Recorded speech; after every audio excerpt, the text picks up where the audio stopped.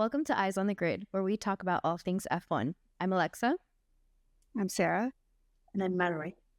And today we're going to talk about the Italian Grand Prix.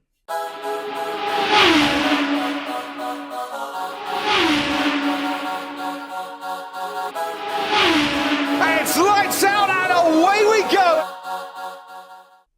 So we were in Monza GP. Quite a few things happened, eventful things, big things happened during free practice one. Yeah, like most of the things happened in practice one, in my opinion. Yes, basically it's a new track, guys. There's new curves, there's a new surface, and the drivers did not like it that much. Yeah, but it was good to see them struggling, trying to adapt and see how it went, because it wasn't easy for them, and mostly because Kimi was making his debut with Mercedes, driving Josh car, so it wasn't easy for him. And he did really well. His first lap time was very impressive. He was purple in the second sector, I believe. I think in all three sectors, basically Mercedes wanted to make a statement, but I think that was a little too soon. 10 minutes, was it? Yes, the first 10 minutes in, Kimi ends up in the walls and the barriers. Yeah, but I think he made a statement, he's starting, he's young, but he did very good. He'll be trouble for the other drivers next season, I think. Yeah, he did really well, and I'm excited to see how he does when he's able to do all the testing, go through the testing, and be in a F1 car from the start of the season and have a car that's fitted specifically for him. Yeah, and we also had Franco's debut as well, which, okay, I'm not gonna lie, I was driving, so I was not paying much attention. I stopped watching after Kimi's crash, but I did see that they basically switched the intro, and now it's Franco and not Logan anymore. They start with Franco's face. Did they? I was working, so I didn't actually get to see the intro, but I was on my phone while I was working. Yep. They start with Franco, and I was like, oh my god, that was quick. Wow. I feel so bad for Logan. I know. It was hard for him, being from like that. Not easy. No. Because I swear, when they replaced Ricardo when he got injured a couple of years ago, it took a while for them to replace for the intro to Liam. It's just, I don't know. I feel bad for Logan. That's all I gotta say. Yeah, I don't even remember them changing the intro for the Danny Rick Liam thing. I don't think they did. That's why I'm in shock that they did so quickly. This was basically planned during the summer. If they already had the intro ready. Yeah. There's no way they would have done it in 4 days. But he did really well for his debut weekend. He's the first Argentinian driver in 23 years, which is really cool. Have you seen that they're comparing him to Senna because he looks very similar? He does. Yes, he does. It's crazy. I mean, Senna was Brazilian, but still, they're very similar in features. But I've seen some pictures with Kimi as well, compared to Senna. So I think it's something for the rookies. Yeah, they did great. Everyone wants the new star, which I can see what they mean. But and we'll have 3 young drivers on the grid next year, which will be really exciting to see. Yes, and now with Franco, Oscar's not the youngest driver anymore this year. It's Franco. He's 21, so he's got something else to look for.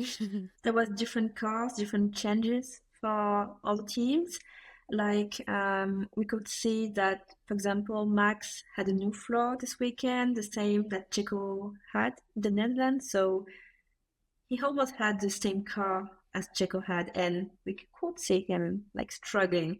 There was a lot of talking about Checo having bad results and everything, but you can see that Max isn't doing good with the same car. So maybe it wasn't only Checo. Yeah. Definitely the car, but not only the floor, but they also had a lot of teams had new rear rings.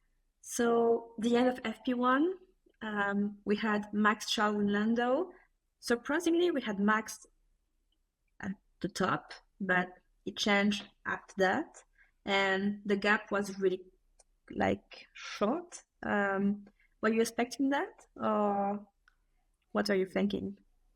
Not with the type of car that Max had. I was not expecting a 0.2 second separating the top three.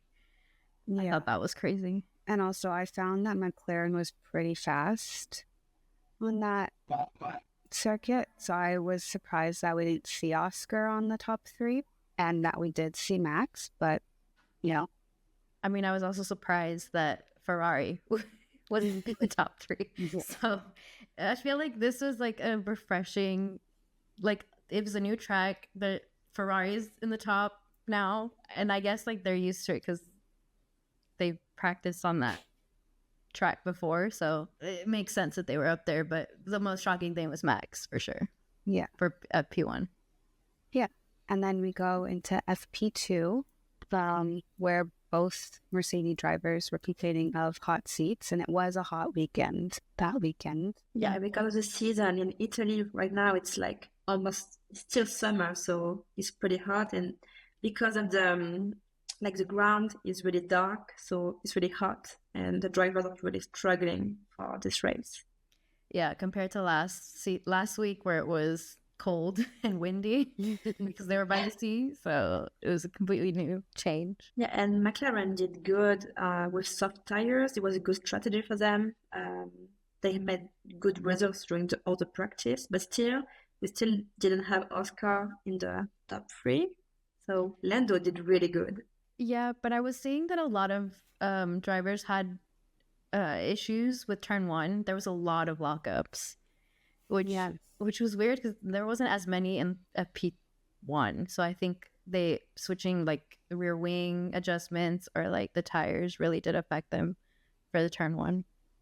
Yeah, and we also had during FP2 Kevin, who lost his back end of his Haas, which caused him to go nose first into the wall. Yeah, and caused a red flag. But it was so nice that he like got out and was signing things for people. I know. I was kind of shocked at that.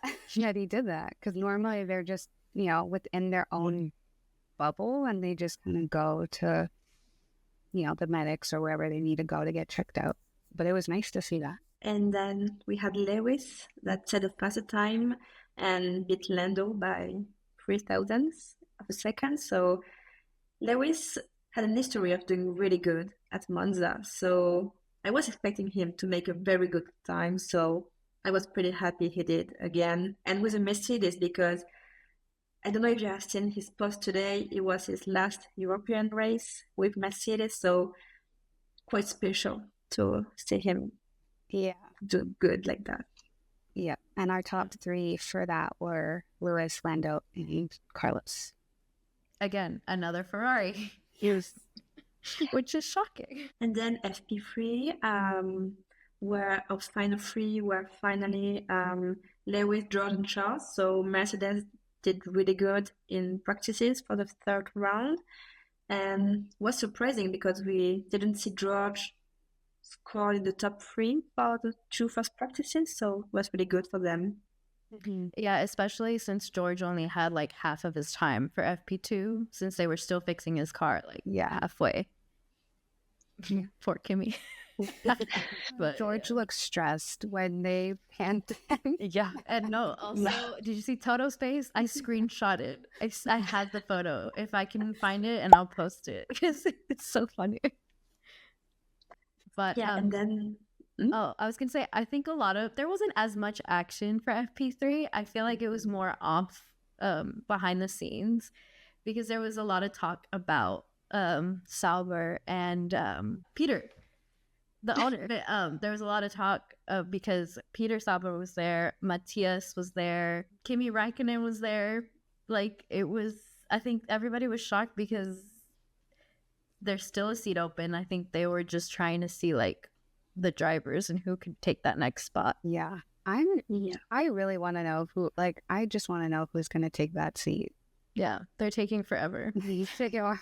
And I feel like the very logical answer is Valtteri, like to just keep him there. Yeah, but his results weren't very good for the last races. So should they keep him? Like, quite bubble here, but should they? Like, will he give them good results next races?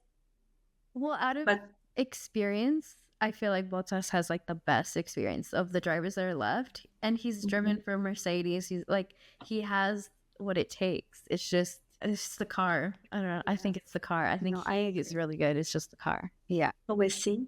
Will be a surprise, but I hope he stays. But like the results for now, we're not speaking. But maybe he can change it. Like if he changes car, maybe we'll be surprised. Yeah.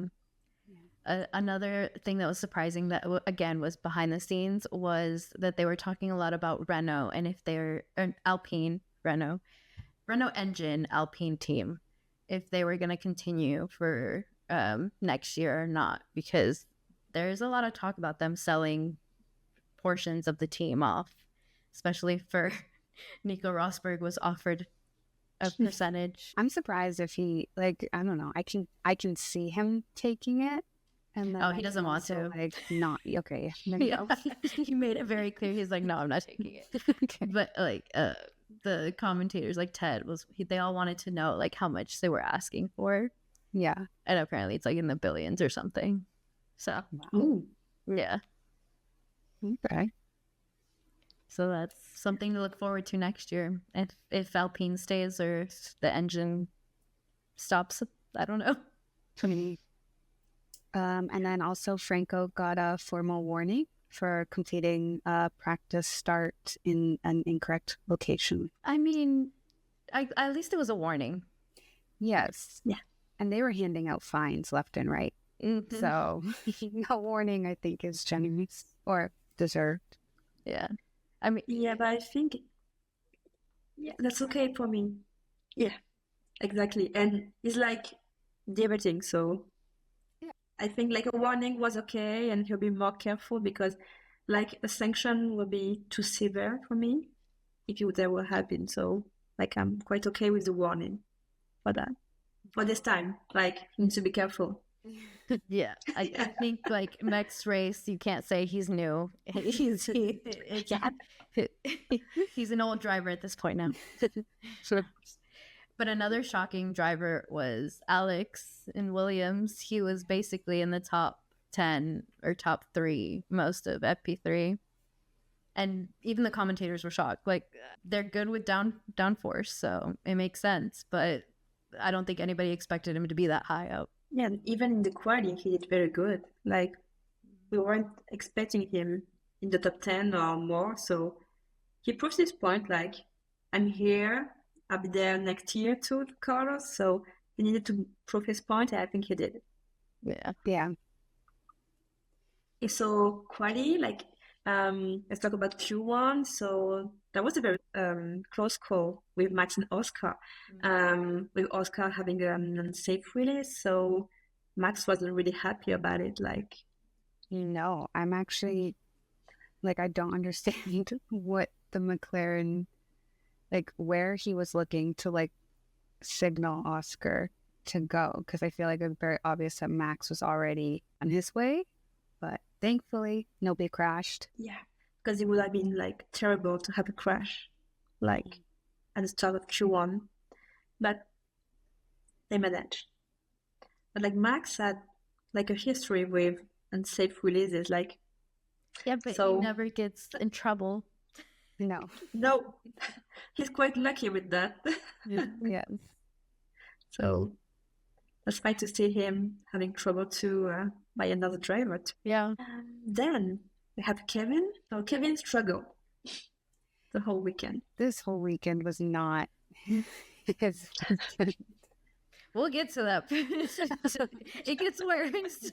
Yeah, no, it wasn't. And that prolonged Q2 because they had to clean up the gravel from going off the track. So, but overall, I think if you look at the bottom 5, I'm not shocked. Yeah. No. We have Right. Guy, Lance, Franco, Bottas and Joe. So kind of our typical bottom 5, except for Franco.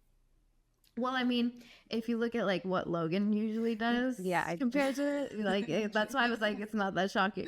And I'll give him that. It's his first Q1, which to go like 17th was good. Yeah. And then in the start of Q2, we learned that McLaren did in fact get a €10,000 fine for the unsafe release between Oscar and Max. I mean, that's just like that. Yeah, sure. That's shocking. Just, I'm a little shocked that it was a little more than Kevin's, or who was it? The 7,000 fine. Kevin's €7,000 fine. Yeah.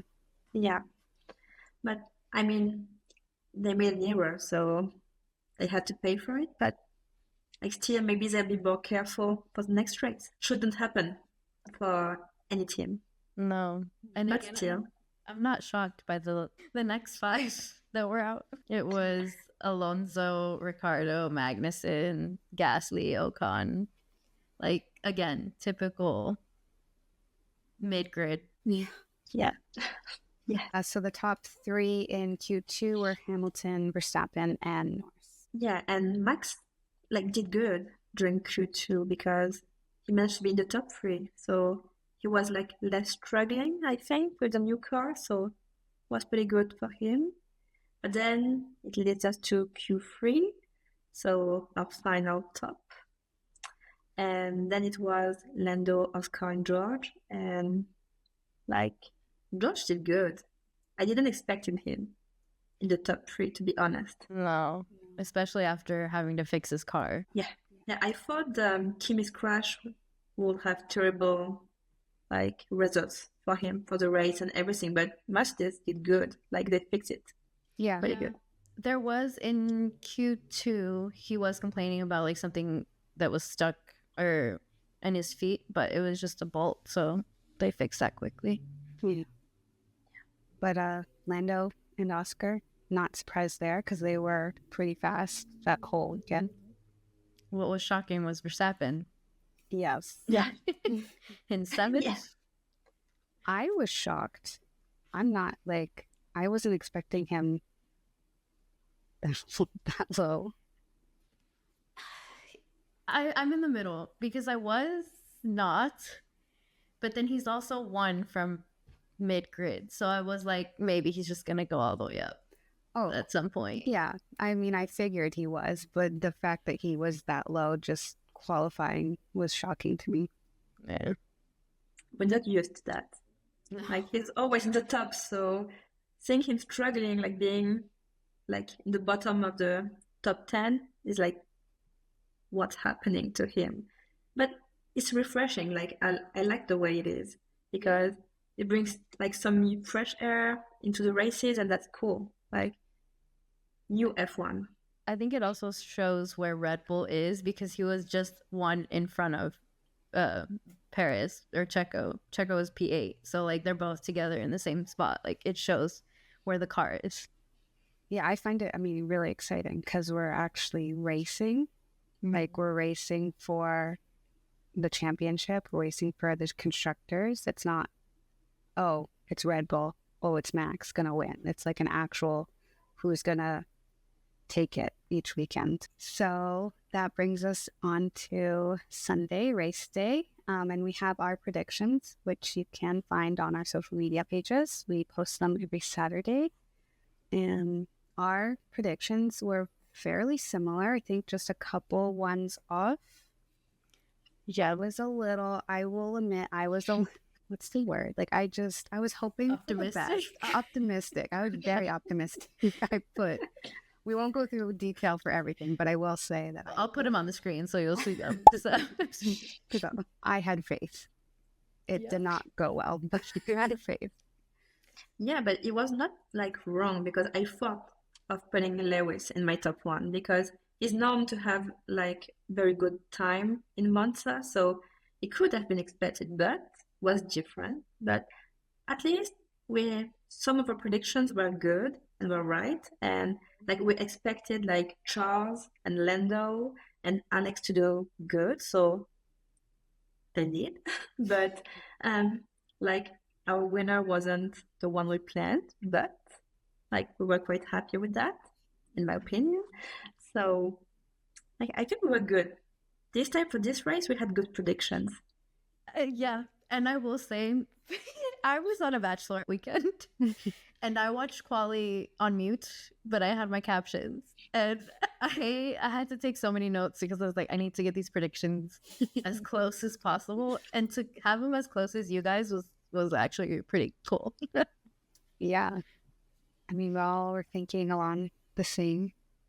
Yes, then the race. So to start. Okay, so Lando was first, and then Oscar had a really great start, and then he goes first in turn 2 of lap 1, and it was quite a bold move in my opinion because They could have crashed. like yes, exactly, it could have been terrible for McLaren, but he did, he passed, and then like he managed to stay in front of Lando almost the whole race. So like he made his choice. Yeah, I mean, We had mixed feelings.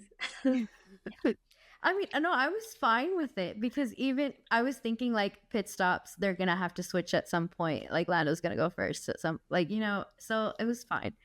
But it was just the fact that they wanted to race so badly at the very beginning that could have caused them to crash and both lose out on points is scary. And they had to be reminded of papaya rules, which was annoying. That was interesting, the whole papaya rules thing.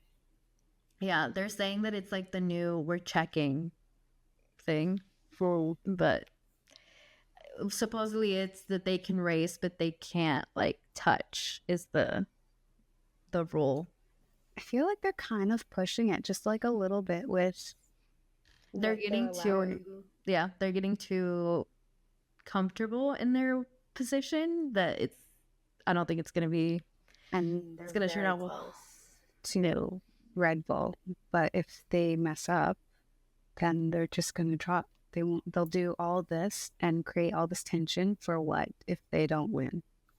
Yeah, Exactly.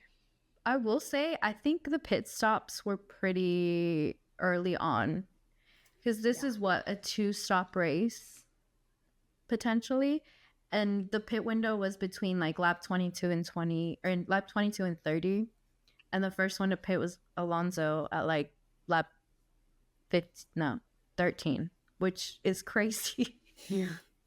That is way too early. That would have meant he had to pit again at some point, which again Alonso's not really on the fight, but like it started a chain is what I'm trying to say. Yeah, but I think the team strategies about tires were like difficult for everyone because finally the only team that did like a good strategy with tires was Ferrari. Like I'm jumping to the end of the race, but like making like 2 stops was like killing the race. Like the gap was too much. And I think if at the beginning of the race when Piastri basically, I don't know what was happening with Piastri at the beginning of the race, but he basically pushed George out of the way. Yeah. And George had to stop again, making him I think a third in total 3 stops, which I messed up George's races completely. It was bad. Exactly. Then we have to talk about George. Poor George, he struggled with like his car, the race, the quali practices. Like he still had some problem with his wings due to when Charles passed Lando, then like Carlos and Lewis, and then George goes straight in the turn. So he had to go and pit because of his wing damage. So I think like I was feeling bad for him because he struggled. Like he tried. He had a bad car. Like his car was broken and he struggled. And he did good at the end of the day. Like I was happy for him, but he must have been frustrated, I think. For sure. And he did stay out for a bit before pitting to change the wing. which I think helped him not be as far back as he could have. Yeah, and I think Mercedes did like a good pit at that time when they changed the tires and the wing. Like they were fast, like they were prepared and they were ready for it, and they did good.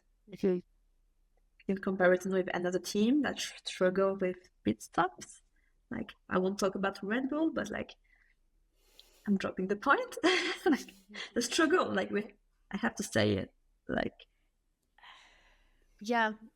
I think there was an onboard where Max was so mad after the pit stop. Like, he was, like, shaking his head or, like, doing some movements, and you could see that he was annoyed. Yeah. Typical of Max. Like, yeah. We were expecting him to hit, like, everything in the car. I was expecting him to be aggressive, being in the position that he was, but he wasn't as aggressive. Or he tried to be. Yeah. I think the car that he had hindered him a bit with how aggressive he could be, but I think he definitely did try. Yeah. And there was a couple penalties during the race. Starting with Daniel's 5-second penalty. For squeezing Nico off the track. Yes. I forgot. The swizzle. If you don't know, we have a group document where we write all our notes, and and I guess we wrote them too quickly, somebody, and instead of squeeze it wrote swizzle. So my bad. I think it's funny now. Every time I see squeeze, I'm gonna think swizzle. But yes, it was Ricardo and Nico. Yeah. He got a 5-second penalty and then got another penalty for not serving his 5-second penalty correctly. Oh man, that poor RB. In general, yeah, during like Yuki had to retire lap 8. Ricardo had the 5-second penalty lap 9. But okay, the penalty I don't think should have been Ricardo's fault. No, that should have been a team thing. Yeah, they should have given them like a team fine or something, because it was the like front jackman that touched the car. It was not Ricardo. Yeah. So he must have felt so bad. Oh yeah. Because he knew it immediately when he touched it. Yeah, you could see the pushback. I'm pretty sure he was like so bad for the last end of the race. Like was like, okay, I messed everything like for the team. I would not like to be in his position, to be honest. Yeah. But he didn't end up bad. He was 13th, which is pretty common for Ricardo. So it wasn't good and it wasn't bad. Like, it was just same. I mean, so I don't think the penalty really affected him that much. Yeah. And I think he can use all the good luck he can get right now, because he is vying for that RB seat. Yeah. But again, wasn't his fault. So no. I think he could like relax. Yep.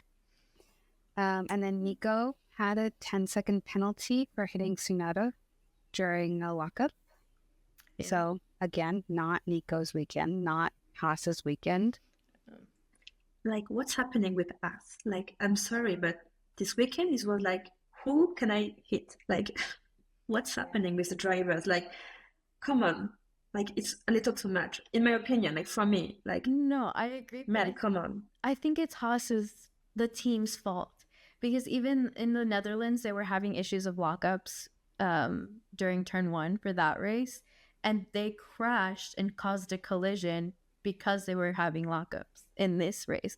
So it's like, I don't think the team did a very good job of fixing the issue. So I don't think it's the driver's fault at all on this and these two, because even Magnussen caused a collision and hit Gasly and ended up resulting in a race ban. Okay, I agree with all the other points that Magnussen has been getting, but I felt bad for him for this last point that he received that caused him to get a race ban for Baku. Like you said, Haas has been really bad this past 2 weeks. Yeah. past 2 weeks. They need something to change. Yeah, I am excited to see Ollie race in Kevin's place. Hopefully he gets some points Yeah, and like he did last time. this year he's gonna have been racing for 2 teams, which is kind of cool. I mean, it will be kind of cool and interesting to see him race a full weekend because he is going us. So it would be fun to see like a preview. Yeah. Yeah, but we have to remind that he won't be driving a Ferrari this time.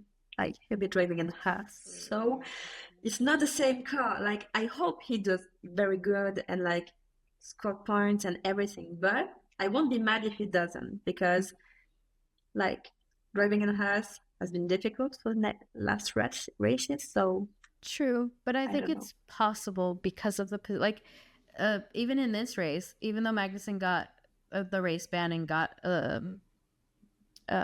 points for his license, he still got P10. He still got a point. So at least Magnussen, like if he's driving Magnussen's car and it's 10, like I'm guessing he'll be in that range. So I'm hoping that he'll get some points. But yes, you're right. I won't feel bad if he doesn't. I think, like you said, the one that had the best strategy was Ferrari for sure. Yeah. I think they did a good strategy with tire management, but we have to say like Charles did a very good work by driving the car because at the end of the race, like have you seen like tires? They were like destroyed. Yeah. That's crazy. But he was doing really well with tire management even in free practice. Because in free practice 3, I think he was like second or third at some point. And everybody, like even the commentators were shocked that he was that high up because the tires were, I think, 13 laps already used. So for him to be that high up on a used tire was shocking. So I think all weekend he did really well with strategy and tires. Ferrari did both Carlos and Charles. And I love that Carlos kind of I felt Charles. so bad. We were so close to a Ferrari 1-2, and that would have been on his birthday. With his last race in Monza with Ferrari. That would have been like icing on the cake to a perfect weekend. Yeah. Oh yeah. But P4 is still good. Like yeah. For the races he's had, like P4 is really good, especially in Monza. Yeah, but just imagine the tifosi, like both Ferrari on the podium, like crazy. Like I'm sure it was already crazy, but like this is the one race where I wouldn't wanted McLaren to win. I feel bad saying that. At least Piastri, like push him down and then have Charles and Carlos be 1-2, and then Norris could be third. Like that would have been perfect. And talking about strategy, like talking about Red Bull again, like I don't understand why they went with hard tires. Like they saw the driver struggling. Like why don't you change the strategy? Like you can adapt, adjust. I get why he did it at the beginning, obviously to like get up higher from and like the top 3. But just to change it back to hard was messed. And so soon too. It was early pit stops for both of them. We'll see. Yeah, but for now it's not easy for them. Like they need to adjust, find solutions because something's not working. Yeah, and it's shocking because Perez won in Baku. Like I doubt he could do it again, but he knows the track. Like if they can't fix the car, I don't know. I feel like Checo's position is threatened still. Yeah, but just imagine if like Checo scores like secure a very good position above Max. Like, I mean, even Checo said it at the post interviews. He was like, Max and I are now in the same position. Like he can't. The car sucks. Yeah. Even Max was like, change the car. When he said that, in my head, I was thinking of Christian saying, change the car. That literally was the first thing that popped in. This is going to sound so bad, but I want Mercedes or Toto to do a TikTok video of him doing the sound to Christian as a reversal. That would be so funny. Yeah, and then like we talked about penalties, we talked about like the race ban of Magnussen, but like Norris, like he scared me. Like when he entered the pit lane, like I was like, "What are you doing?" Like he hit the banner, and then his wheels blocked. So okay, but fortunately for him, like he was at a good speed because could have been terrible for him. I will say this: I was looking at the radio, and I think it's McLaren's fault because they weren't planning on pitting him. So I know that makes sense why he was speeding so quickly. Yeah. They wanted to undercut him for Charles and Piastri. Thankfully, he didn't get any penalty or fine. Even like not just for hitting the barrier, but like for being able to slow down to the speed limit that he could. Yeah, I think there's a certain spot where they count it, and I don't think he was actually in the pit to be able to count as like unsafe. So that's why they probably didn't give it to him. Also, really thankful that his car wasn't damaged. Yeah. I thought they were gonna do like towards the end. I thought they were gonna end up having to do papaya rules or something, and like switch positions. Yeah, but no. Like I think the team management is like complicated between drivers because they say we have two number one drivers, and in my opinion, like no, they it's complicated. They even say that they're no number one. Like they're not even counting anybody as a number one, which is that's worse. Okay, that's worse. I mean, yeah, because like if you see the like championships scores results, like Lando's not that far from Max, and like I was expecting like the team to try to like win the constructor, yes, but like to support Lando a little more. Like in my opinion, I would have loved to see it because when it was, for example, in Red Bulls, like Max's turn, like Checo was supported. Like he knew because Oscar is a very good driver, but he's not like in the competition right now this year. Maybe next year he'll be, and because he's a pretty good driver. But like, can you support your teammate? Like, I know it's racing, I know it's part of the game, but I think I'm a bit Piastri's annoying me a little too much, and I think McLaren is like making it to where they're on Piastri's team because even with Grow the Grid, Piastri won, and he was making such a big deal about it. But if they switch positions in the last minute, I know it's like only 3 points or 2 points, but that would still help him in the constructors. Like, I don't understand why they didn't switch positions. Yeah. Did you guys see the video of Will's face where he like rolls his eyes when they're talking about there being no number one driver? I thought that was really funny. See, here's even with that comment, there is a clear, like you can clearly see who's on which side. Zach's on Lando's side, and Andrea is on Piastri's side. 100%, yeah. The team is divided for sure. So yeah, Will's face, he rolled his eyes, and who else did? I think there was another. They were interviewing Andrea, and whoever was interviewing him also like made a face or something. Yeah.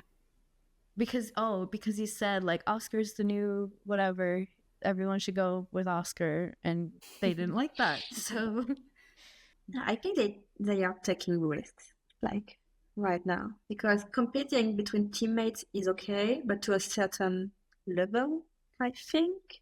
Yeah, I'm also like kind of surprised because Oscar is normally very low key and very much, at least I felt before, he was like a yes sir kind of guy. Like he would just follow what McLaren asked of him, and I've kind of noticed change. Is it bad that I think it's Mark Webber? Okay. That's exactly what I was gonna say. That was what I was gonna say. It's reminding me too much of Mark Webber and his rivalry. Like he's converting him into like a little Mark Webber. Especially with the number one driver thing. That's what I'm saying. Like, oh, there was also a podcast with David Coulthard, and he had a comment about like Lando being whatever, and Mark made the like when he was so annoyed. He didn't say anything, but his face said it all, and talking about how like Oscar's been the best, whatever. So it was very awkward. So I thought that was interesting. Yeah. Wow. That's what I'm saying. Like I think it's Mark Webber making a rivalry out of nothing. Yeah, I feel like McLaren have been doing a lot of PR to seem as like some big happy family, the videos that they're posting, and it kind of just to me gives off awkward vibes. Yeah, because Andrea's not a good actor. Like it's very clear that it's a PR sentence or whatever he's saying. Yeah. Yeah. Yeah, I think they're trying to like smoothen the situation, like make it appear cooler than it is. But have you seen the video? Like they have that trophy and there's a team photo, and like have you seen like Lando's and Oscar's faces? They are like very close and like not smiling at all, and then just smiling for the picture, like hi, and then like being like so I don't know if it's sad or angry, like, but something's changed. Like you can see there's a problem. And I think McLaren should be like careful because both are very good drivers, but if they messed up the strategy or everything with one of them, maybe one of them will leave. Like, I don't know when, but I think it's like dangerous, in my opinion. Yeah, and it's crazy that we're still talking about this because I thought during the summer break that things would change. Mm-hmm. But even they were comparing Oscar's win in Hungary and how Lando didn't celebrate him like others would to Charles's win, and how Lando went straight for Charles, and he didn't do that for Oscar in Hungary. It was also like two different scenarios, so like that you have to take that into account because like it was not Lando's race the first time. He was not happy, so your emotions can sometimes get the better of you, and it was different. I think we need to like move on just a little bit, just so that the drivers don't get hate, because it's not all on them. Yeah. It's like a team thing, in my opinion. Yeah, and you can't go against the team like they were said on the radio. And speaking about emotions, like I like what you said, because I saw a lot of comments of people being hard against like Lando, saying he's like very immature because of his reactions, and Oscar is so mature and everything. Like I think that Oscar maybe manages better his emotions, like, and Lando is like more sensitive, maybe. Like I don't know, but like, can we let them live? Like maybe we can accept it. They're different. They are very different. Go ahead. No, I was just gonna say Lando's the type of person who, like the expression, he wears his heart on his sleeve. Like you can tell when he's mad. You can like the eyes say it all, the face, like every little detail you can tell when his emotions change. And Oscar is just always like calm, so it's hard to tell when he's mad, angry, whatever. It was the same with when he broke a rib. Nobody knew. And yet he was like, haha, I won Hungary with a broken rib kind of thing. I don't know. It's weird. Yeah. Also, Lando takes things, like you said, to heart. And he's very hard on himself. And I think he just needs to stop doing that, because he is too hard on himself sometimes. So that's hard to stop. Like, oh, no, I know. Like, no. Yeah, no, but I'm saying like the team should take that into account, like, and he's been very vocal about it, like, and they're using that against him. 100%. But another shocking thing was Franco and his finishing 13th, which good for him. Yeah. Like I was not expecting that, but also like he did way better than Logan, which is also shocking. Yeah, I'm kind of curious to that whole situation in drivers and changing. Like I'm so interested in like just what happened, like what's going on. I'm telling you, it's money. It was because of money. Because if you saw when they announced Franco, and I sent this to you guys, they announced a new sponsor, and that sponsor ended up like it was like 2 million or something, giving to Williams. It's an Argentinian based company. Like, interesting that it came at the same time, and when they need money, like, I don't know, I felt bad. It just seemed like it was the worst timing. Do it before summer break or during summer break, not a race after. Exactly. Like, not after everything has like returned. Like, no, like during the break, like make an announcement and anything. And even in Logan, like, it was hard on him. Like, do one race and then bye. Like, okay, can we consider him? Yeah, and we're also very close to the end of the season. And Alex, surprising this weekend, how often are we really going to see them place anywhere in the points? It was only because of the track. It was a downforce track, and they're good at that. But after that, they're not going to be good. And Franco's not going to return next year. There's no spot for him. So there was no reason. I'm telling you, it was because of that. I'm guessing they were waiting to finish signing the deal for that partnership, their sponsorship. And then that's why it lasted like one more race. Yeah, I just think it was really harsh on Logan and how it all went down. Yeah, but like on a good point, like I think he gives like Franco the first start in Formula One, and he did good for this race. Let's see, like next week in Baku, like how it go, and then like maybe he will secure a position for 2026.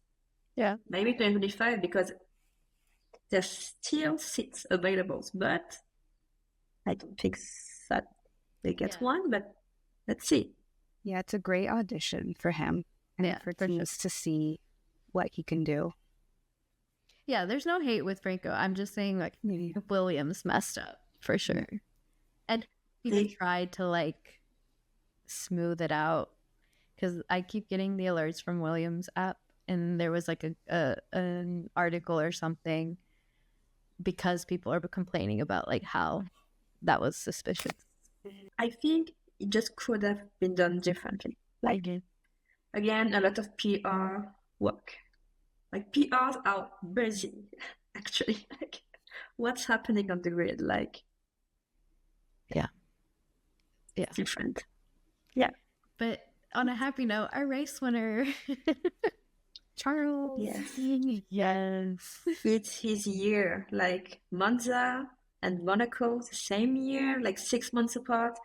It was crazy. Did you heard like the Italian commentators like speaking? Il Predestinato, like, yes. Yes, I loved it for him. Like, I expected him to see him cry. Like, there was too much emotions in his eyes. Like, I was so happy for him. Yeah. And he said he wanted to win both. So I'm really happy he could. I like that he won both. I love Lewis, okay? But I feel like this solidified him as like the prince of Ferrari kind of thing. Because there is a threat of Lewis coming in, and like it's the whole like Oscar and Lando thing. I feel like it's gonna happen with Charles and Lewis. Yep, for sure. It was really nice for him to win that, because I don't know if that's gonna happen next year. Oh, it's gonna be so interesting to see that dynamic, because I always visualize it as in Marvel when Thor and forgetting his name, but they're like, I'm the number one, I'm the captain. Star-Lord. No, I don't. Yeah. We're forgetting names all day. I think it is Friday. Yeah, but yeah, no, it was really good for him. I'm really happy. Like, that's why I'm wearing today.